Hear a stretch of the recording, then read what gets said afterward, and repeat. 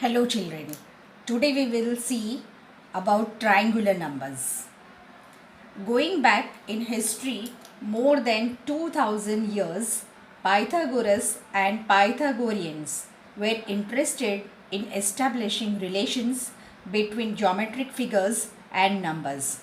If you take 1 and 2 together, that is 3, 1, 2 and 3 stones or circles all together and arrange them in a particular way, you may be able to produce triangular numbers. What is a triangular number? That is, it is a pattern of numbers that form equilateral triangle. Fine? Equilateral triangle, as you know, it has all the three sides to be equal. Now, the first 5 triangular numbers, if we want to find it out, now which are they?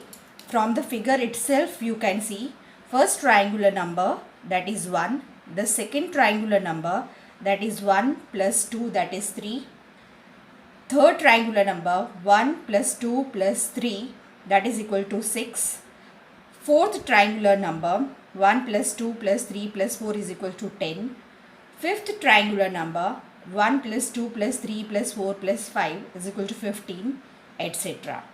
Now, how to find the nth triangular number? Now, from our definition of triangular numbers, we can see a direct link between triangular numbers and the sum of first n consecutive natural numbers. Fine. Now, when I introduce n consecutive natural numbers, that is sigma n, sigma stands for summation, that is sum of n natural numbers. Now, there is a very popular story of Gauss mathematician who had a lazy teacher. So-called educator wanted to keep the kids busy so he could take a nap. Once he asked the class to add the numbers from 1 to 100. And Gauss approached with the answer 5050. And the teacher just was aback. He suspected a cheat and asked him to explain. Now, what the child said and how he explained, that is, you want the sum of 1, 2, 3 plus 4 up to 100. So, last few numbers I am writing here, 99 plus 100. Now, how you can do it as first and last number, that is 1 plus 100, you will have it as 101. Then he made a pair of 2 and 99. So he had again 101. Then he added 3 and 98. Again he had 101, 4 and 97, 101, 5 and 96, 101. And then, as you know, he made pairs from 1 to 100. As they were in pairs, you have now 50 such pairs. So, 50 pairs and each pair added up to 101. So, 50 into 101, that is the sum of first 100 numbers came up to 5050. Consecutive numbers, and the formula for it is n into n plus 1 upon 2. That is, if we want the sixth triangular number, that is, I will write it as T6. So our formula is Tn is equal to n into n plus 1 upon 2. So here n stands for 6.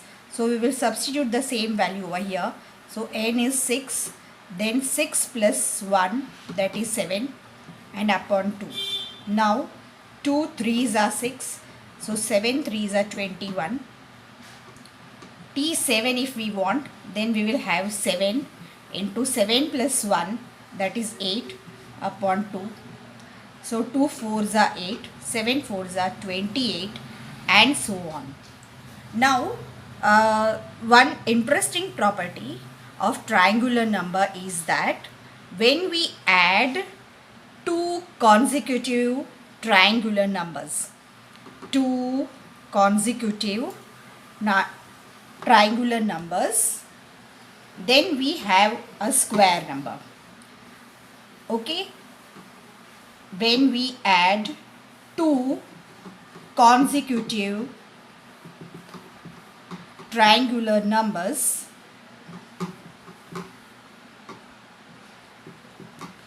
we come to a square number. Now what is a square number? Square number is a number when the number is multiplied by itself. That is, 1 is a square number because 1 you can introduce as 1 ones are. 4 is a square number because 4 you can write it as 2 twos are 4. 9 is a square number which can be represented as 3 threes are 9, and so on. Now let us see that we will add few consecutive triangular numbers. So first few triangular numbers are 1, then 1 plus 2, that is 3, 1 plus 2 plus 3, 6, plus 4, 10, plus 5, 15, plus 6, 21, and so on. When we add two consecutive triangular numbers, any two you go on adding. Suppose I take these two numbers. So 6 and 10, when I add up, I have 16, which you know that 16 is a 4 square. That is 4 4s are 16. Let me take it as say 10 and 15. So when I add these two numbers, I have 25, which is again a square number because I can represent as 5 5s are. If I take 15 and 21, then I have 36, which can be represented as 6 6 are, which is again a square number. So when we take two consecutive triangular numbers, they add up to a square number.